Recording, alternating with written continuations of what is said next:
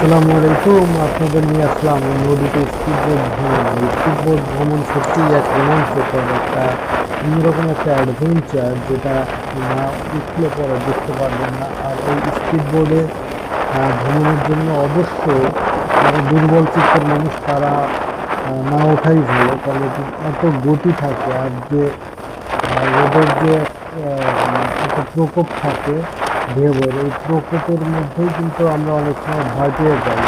কারণ এখানে যে স্পিডবোট চলে তার সামনে ঢেউ আসে, ঢেউয়ের উপর দিয়ে যখন এই বাইকটা উপরে উঠে তখন আপনি সত্যি ভয় পেয়ে যাবেন, যেমনটা ভয় পেয়েছিলাম আমরা।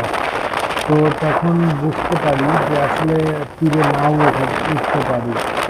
তো যারা যাবেন সত্যিকার অর্থে যারা সাহসী তারা এই অ্যাডভেঞ্চারটা করতে পারেন, এই মজাটা নিতে পারেন। আর যারা দুর্বল মানুষ তারা মোটেও ট্রাই করবেন না, কারণ এটা সত্যি সত্যি সত্যি অসাধারণ একটি ভয়ঙ্কর বিষয়। ভয়ঙ্কর বিষয় যারা এক্সপ্লোর করতে ভালোবাসেন তারা করবেন, যেমনটা আমি।